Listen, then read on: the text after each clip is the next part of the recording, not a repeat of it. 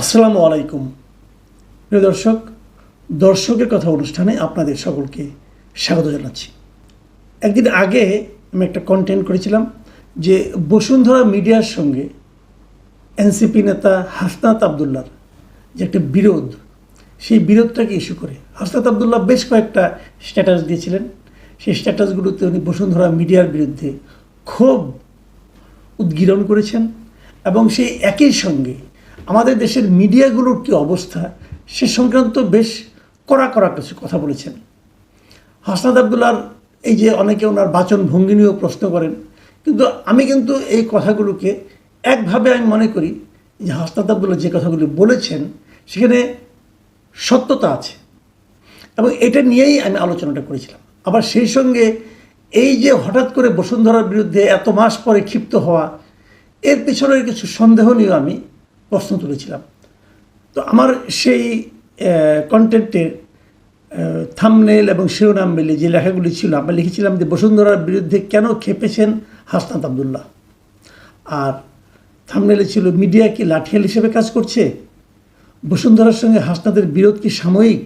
বুঝতে পারছেন এই তিনটা শিরোনাম দেখেই যে আসলে আমি কি বলতে চেয়েছিলাম। যাই হোক, এইটার প্রেক্ষিতে যে কমেন্টগুলো এসেছে সেই কমেন্টগুলো আপনাদেরকে নিয়ে আজকে আলোচনা করব আর কি, আপনাদের শোনাবো এবং কিছু কিছু ক্ষেত্রে আমিও মন্তব্য করব। প্রথম যে কমেন্টটা পড়ব সেটা লিখেছেন তন্ময় আহমেদ আবির এবং উনি লিখেছেন, হয়তো নির্বাচনের জন্য বড় অঙ্কে চাঁদা চেয়েছে বসুন্ধরার কাছে, না পেয়ে হাসনাতের মাথা নষ্ট। দ্বিতীয় কমেন্ট হলো, এটা লিখেছেন সাগর ঋষি। তিনি লিখেছেন, বসুন্ধরা গ্রুপ কি চাঁদা দেওয়া বন্ধ করে দিছে নাকি? 11 মাস পরে দেখি বাচ্চাদের মুখে কথা ফুটেছে বসুন্ধরাকে নিয়ে। এই কমেন্টে লিখেছেন জাহাঙ্গীর আলম। তিনি লিখেছেন, বসুন্ধরা গ্রুপ অনেক বড় ব্যবসায়ী গ্রুপ, এত বড় হওয়ার পরও মানুষকে টাকা কম দেয় কেন?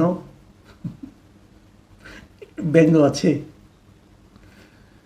গোলাম রাব্বি লিখেছেন, এত খুশি হওয়ার কোনো কারণ নেই, হয়তোবা বড় কোনো অ্যামাউন্ট দাবি করেছে বসুন্ধরা গ্রুপের কাছে, যে অর্থ হাতে পেলেই আবার বক্তব্যের ভাষা পাল্টে যাবে। লিখে রাখতে পারেন মাসুদ কামাল সাহেব। ঠিক আছে, লিখে রাখা দরকার নেই, মনে রাখবো। আশরুফা লিখেছেন, মাসুদ কামাল ভাই, আপনিও শেষ পর্যন্ত মব হাসনাতকে উস্কে দিলেন। এই জায়গাটাতে একটু ভুল আছে আপনার। আমি মব হাসনাতকে উস্কে দিইনি। হাসনাত মব করে অথবা তাকে উস্কে দিতে হবে এগুলো আমি মনে করি না। আমার হিসাবটা হলো, কথা কে বলছে সেটা ইম্পর্টেন্ট না, কথা কি বলছে সেটা ইম্পর্টেন্ট। হাসনাত যে কথাগুলি বলেছেন এই কথাগুলির মধ্যে আপনি কোনো খারাপ কিছু পান কিনা অথবা কোনো ভুল পান কিনা সেটা নিয়ে আলোচনা করুন। এখন এই কথার পেছনে তার কি উদ্দেশ্য আছে, অন্তর্নিহিত উদ্দেশ্য, সেটা যতক্ষণ পর্যন্ত প্রকাশিত না হবে ততক্ষণ পর্যন্ত কিন্তু আমি আপনি আগাম বলতে পারবো না। কাজে তার উচ্চারিত কথাগুলো, তার লিখিত যে কথাগুলো, সেগুলোর উপর ভিত্তি করেই আমি কথা বলেছি। এখন এটাকে যদি আপনি মনে করেন আমি ওনাকে উস্কে দিচ্ছি, তাহলে সেটা আমার কিছু বলার নেই। আপনি মনে করেছেন কি আর করবো। মেড ফর মাইন্ড, তিনি লিখেছেন, প্রশংসা এবং বাস একসাথে। আমি বুঝতে পারছি আমার কন্টেন্ট নিয়ে মন্তব্যটা করেছেন যে আমি একভাবে হাসনাত আবদুল্লাহকে প্রশংসাও করেছি, আবার কিছু জায়গায় সন্দেহ করেছি। ভাই, এটাই তো স্বাভাবিক, তাই না? আপনি এমন কোনো মানুষ পাবেন না যার সব ভালো, অথবা এমন কোনো মানুষ পাবেন না যার সব খারাপ। কাজেই আপনি কাউকে পাবেন না যার সব কিছুকে আপনি সাপোর্ট করবেন। আপনি সাপোর্ট করবেন আবার সন্দেহ করবেন, এটাই তো স্বাভাবিক, তাই না? আর আমি তো সাংবাদিক হিসেবে সন্দেহ করাটাও আমার কাজ। এরপরে কমেন্ট লিখেছেন মিস্টার রেহান আলী। তিনি লিখেছেন, আপনাদের মতো সাংবাদিকরা যখন শুধু চাটতেই ব্যস্ত, সেখানে হাসনাত চাটাতে ব্যস্ত নয়। সময় আছে, ভালো হন।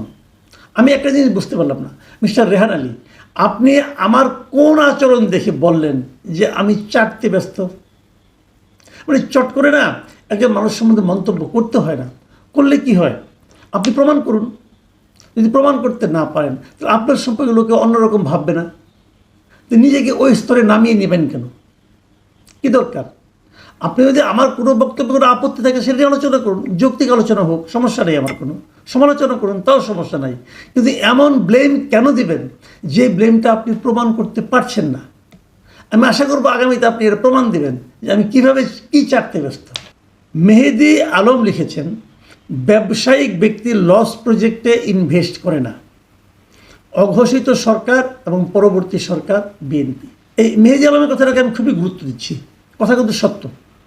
ব্যবসায়িক ব্যক্তিরা লস প্রজেক্টে ইনভেস্ট করে না। হয়তো বসুন্ধরা গ্রুপের কাছে এখন এনসিপিকে লস প্রজেক্ট মনে হচ্ছে। তারা হয়তো ভাবছে আগামীতে বিএনপি ক্ষমতা আসবে, কাজে তারা বিএনপির পিছনে ইনভেস্ট করবে, এটাই স্বাভাবিক। এবং তার কিছু নমুনা কিন্তু আমরা দেখছি এর মধ্যে।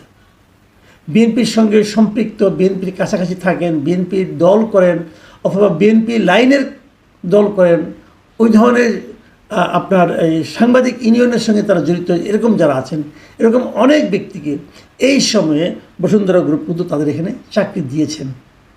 কাজেই মেহেদি আলমের সন্দেহ একদম উড়িয়ে দেওয়া যাবে না। দুলামিয়া লিখেছেন, বসুন্ধরা গ্রুপের কাছে হাসনাত শিশু বাচ্চা। এটা একদম খারাপ বলেননি। বসুন্ধরা গ্রুপ বোকা না তো, আর যাই হোক, মনে রাখবেন পৃথিবীর সবচেয়ে কঠিন কাজ হচ্ছে অর্থ উপার্জন করা। কাজে সে অর্থ যারা উপার্জন করতে পারে তাদেরকে আর যাই হোক বোকা বলা যাবে না। কাজে বসুন্ধরা গ্রুপ বোকা না।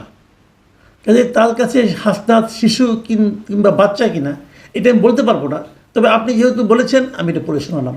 মাধুরী মণ্ডল লিখেছেন, আপনি গোয়ার হাসনাতকে আরও অন্যায় করতে উৎসাহিত করেছেন। না ভাই, আমি আপনার সঙ্গে একমত নেই, এটার জবাব আমি একটু আগে একটা দিয়েছি। এরকম ইচা ভীষণ লিখেছেন, বসুন্ধরা গ্রুপ কাঠাপতি 10 লক্ষ টাকা ট্রান্সফার ফি নেয়, এ ব্যাপারে কিছু বলেন। হ্যাঁ, আমি এটা নিয়ে একটু বলি। এটা কিন্তু আমার এই কন্টেন্টের সঙ্গে প্রাসঙ্গিক নয়, কিন্তু তবু ওই কন্টেন্টে উনি এই মন্তব্যটা করেছেন এবং এই মন্তব্যটা কিন্তু আসলেই একটা বড় প্রশ্ন। এটা নিয়ে আমি পরবর্তী সময়ে একটা ডিটেল কন্টেন্ট করব বলে আশা করছি। আমি আরও তথ্য এবং কেন তারা কী করছে তাদের বক্তব্য আমি সংগ্রহের চেষ্টা করছি, আমি এটা নিয়ে বলবো। কারণ একটা জিনিস হলো বসুন্ধরার কাছ থেকে একটা মুরগি, বলে একটা প্রবাদ আছে না, এক মুরগি আপনি কয়বার জবাই করবেন। তো ওনাদের কাছ থেকে একজন লোক যদি একটা জমি কিনে নেয়, সেই জমি যখন সে ট্রান্সফার করবে আবার তাকে কেন বসুন্ধরাকে ট্রান্সফার ফি দিতে হবে? এবং সেই ট্রান্সফার ফি কিন্তু 1-2 টাকা না, সেটা প্রতি কাঠায় 10 লক্ষ টাকা। ভাই, এটা কেন? এটা তো রেজিস্ট্রি খরচের চেয়েও বেশি। কাজে এটা নিয়ে আমি মনে করি প্রশ্ন তোলার সময় এসেছে, আরও আগেই প্রশ্ন উঠতে পারতো। রাষ্ট্র সরকার কিভাবে এটাকে অনুমোদন করছে এটা আমি বুঝতে পারছি না। মনীষ মণ্ডল লিখেছেন, আপনার কথা শুনতে চেষ্টা করি, কিন্তু হাসনাত আবদুল্লাহর বিষয়ে আপনি সাফাই গাইলেন, তার কথা বলার মুড দেখেন, এটাও এক ধরনের মব। প্রথমত আমি কারো সাফাই গাইনি, কথাটা কে বলেছে সেটা আমার ব্যাপার না, কথা যেগুলো বলেছে সেগুলো লজিক্যাল কিনা এটা একবার ভাবুন। গেমিং বিডি লিখেছেন, মাসুদ কামাল স্যার, আপনি এনসিপি এর পক্ষে থাকেন, তাদের সাহায্য করেন। দেখুন, আপনার যে আবেদনটা, এই আবেদনটা আসলে আমার জন্য খুব একটা আমি মনে করি না যে এটা খুব একটা প্রযোজ্য। এই কারণে প্রযোজ্য না, আমি তো এনসিপিকে সাহায্য করতে চাই, আমি সকল রাজনৈতিক দলকে সাহায্য করতে চাই, যারা রাজনীতি করেন না অথবা দেশ চালান তাদেরকেও সাহায্য করতে চাই। আমার লজিকটা হলো যে আপনারা ভালো কিছু করেন, আপনাদের জন্য যা যা বলার আমরা বলবো। আপনারা যখন কিছু একটা ভুল করবেন অথবা আপনাদের কোনো কাজ যদি জনগণের চিন্তার এবং জনগণের স্বার্থের বিপক্ষে যায়, সেটা নিয়ে যদি আমরা সমালোচনা করি, এটাও কিন্তু প্রকারান্তরে আপনাকে সাহায্যই করা হয়। যদি ওই সাহায্যটা আপনি গ্রহণ না করেন তাহলে আপনি গণবিরোধী হিসেবে আখ্যায়িত হবেন। কাজে গণবিরোধী হওয়া থেকে আপনাকে বাঁচানোর জন্য তো আমরা চেষ্টা করছি। মাহবুবুল কবির মুনমুন তিনি লিখেছেন, মাথার উপর থেকে সরকারের আশীর্বাদের হাত সরে গেলে তখন দেখা যাবে কত সাহসী। হ্যাঁ, এটা খুবই একটা গুরুত্বপূর্ণ কথা।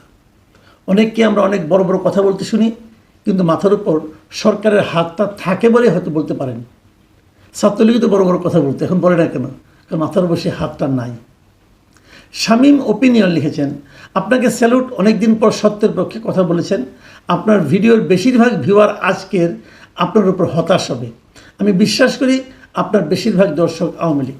ভাই, আপনি বিশ্বাস করেন, এই বিশ্বাসের প্রতি আমি কোনো হাত দিচ্ছি না, বাট আমার দিকটা হলো কি, আমি তো আওয়ামী লীগকে জিয়াফত করে নিয়ে আসি নাই, আর আমি অন্য অন্য দলকে এখান থেকে তাড়িয়েও দেই নাই। তারা যদি আমারটা দেখে দেখবে, না দেখে না দেখবে, আমার তো কিছু বলার নাই। এখানে তো কেউ আর আমার কাছে বাধা না, তাই না?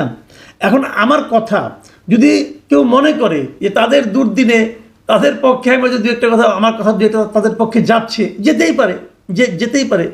এখন আমি তো সবার কথাই বলি, কাজেই হয়তো ওনারা আসেন, আমি জানি না আসলে কি কেন আসেন, কি ব্যাপার। আমি কাউকে ভাই জ্যাফত করে আনি নেই। তবে আপনাদের এটাও বলি, আমি কিন্তু আওয়ামী লীগ করি না। যারা আমার অনুষ্ঠান নিয়মিত দেখেন তারা জানবেন যে এই সরকার আসার যখন হাসিনার সরকার ছিল, হাসিনার সরকারের সবচেয়ে বড় সমালোচক যারা ছিল, অন্ততপক্ষে তাদের 3-4 জনের মধ্যে আমি ছিলাম। কাজেই আওয়ামী লীগের লোকজন আমার উপর মহাক্ষেপা ছিল ওই সময়। এখন কেন তারা কী করছে এটা তারা বলতে পারবে, এটা আমি বলতে পারবো না। আমি আমার মতোই আছি। শাহজাহান আলী লিখেছেন, আপনারা কি আওয়ামী লীগের বিরুদ্ধে কম মিথ্যাচার করেছেন? আপনি এখনও আওয়ামী লীগের বিরুদ্ধে মিথ্যা অপপ্রচার করছেন। আওয়ামী লীগকে আপনার বিরুদ্ধে কোনো ব্যবস্থা নিয়েছিল? দেখুন, একটু আগে যে কমেন্টটা আমি পড়লাম, সেই কমেন্টে কী বলা হলো? তারা বলছে আমি আওয়ামী লীগের পক্ষে যাচ্ছি, আওয়ামী লীগের লোকজন আমাকে দেখে। আবার শাহজাহান আলী এসে বলতেছেন যে আমি আওয়ামী লীগের বিরুদ্ধে একসময় প্রচুর মিথ্যাচার করেছি, আওয়ামী লীগের বিরুদ্ধে এখনও অপপ্রচার করছি, এগুলি করছেন। তাহলে আমি কোনটা মানবো আমি বলেন? আমি কি, তবে আমি একটা কথা বলি, আগের কথা বলি, আমি আওয়ামী লীগের আগে সমালোচনা করেছি, কোনো মিথ্যাচার করিনি। 11 মাস পরে এসে বসুন্ধরার বিরুদ্ধে হুঙ্কার কেন? আমি সমালোচনা করেছি। আওয়ামী লীগকে সমালোচনা করার মতো কাজ করেনি, করেছে। তা না হলে আওয়ামী লীগের আজকে দুরবস্থা কেন বলেন? সাকিব লিখেছেন, এনসিপির টাকার উৎস সবাই জানতে চায়, বিএনপির টাকার উৎস কি স্যার জানতে পারি? আপনি এটা আমার কাছে খুবই গুরুত্বপূর্ণ একটা আপনার মন্তব্য মনে হচ্ছে। এটা ঠিক যে এনসিপির টাকার উৎস সবাই জানতে চায়, বিএনপির উৎস সম্বন্ধে কেউ কোনো প্রশ্ন করে না। কিন্তু এটাও ঠিক যে বিএনপির টাকার উৎস সম্পর্কে আমি নিজে প্রশ্ন করেছি। আমি জানতে চেয়েছি যে বিএনপির টাকার উৎসটা কী। বিএনপি এটা বলা উচিত, কেবল বিএনপি না, প্রত্যেকটা রাজনৈতিক দলেরই বলা উচিত যে তাদের টাকার উৎস কী। তাদের টাকা যদি স্মাগলাররা যোগায় তাহলে আমরা বিশ্বাস করব যে আপনারা ক্ষমতায় যে ওই স্মাগলারদের কাজ করবেন, স্মাগলারদের ফেভারে যায় এমন কাজ করবেন, এটা আমরা বিশ্বাস করব। তাহলে আপনার টাকার উৎসটা বলে দেন। এনসিপি টাকার উৎস এই কারণে জানতে চাই, আমরা এতদিন দেখে এসেছি যে কোনো রাজনৈতিক দলই তাদের টাকার উৎসব বলে না। এনসিপি একটা নতুন দল, এই দলের কাছে ছিল আমাদের অনেক প্রত্যাশা, সেই প্রত্যাশার কারণেই আমরা জানতে চেয়েছি যে এনসিপির টাকার উৎসটা কী। মোহাম্মদ মফিজুল লিখেছেন, বেশ কিছুদিন যাবৎ দেখছি আপনার ভিডিও শুরুর আগে এবং মাঝে বেশ কয়েকবার জোয়ার অ্যাড আসছে, এমন হবার কারণ কি? ব্যবস্থা নিন। হ্যাঁ, আপনার এই কথাটাকে আমি অবশ্যই গুরুত্ব দিচ্ছি, কিন্তু বিষয়টা হলো কি, এটা কেন হয়েছে এটা আমি বলতে পারবো না। এটা তো আসলে এই অ্যাডটা, বিজ্ঞাপনটা নিয়ন্ত্রণ করে গুগল তার খেয়াল খুশি মতো দেয়, তাদের একটা অ্যালগরিদম আছে, র্যান্ডমলি দেয়। এখানে আমার আসলে কোনো হাত নেই। তারপরও গুগলকে আমি হয়তো একটা মেইল করতে পারি যে আমার কন্টেন্টে যেন এই ধরনের অ্যাড না দেওয়া হয়। প্রিয় দর্শক, এটাই ছিল শেষ মন্তব্য। আপনারা নিশ্চয়ই শুনলেন। দেখুন, হাসনাত আবদুল্লাহ কর্মকাণ্ড নিয়ে সাধারণ মানুষের কি পারসেপশনটা, এটা কিন্তু আপনারা লক্ষ্য করলেন, এবং আমি মনে করি হাসনাত আবদুল্লাহ নিজেও লক্ষ্য করবেন। কারণ এই ক্ষেত্রে প্রশ্ন তারা করতেন না যদি না 11 মাস পরে এসে হাসনাত আবদুল্লাহ হুঙ্কারটা না দিতেন। বসুন্ধরা মিডিয়া আগেও যা ছিল এখনও তাই আছে। তা হাসনাত আবদুল্লাহ কেন এই হুঙ্কারটা আরও আগে দিলেন না? এই জন্যই মানুষের মধ্যে নানা ধরনের সন্দেহ। প্রিয় দর্শক, এখন এই পর্যন্তই। আল্লাহ হাফেজ।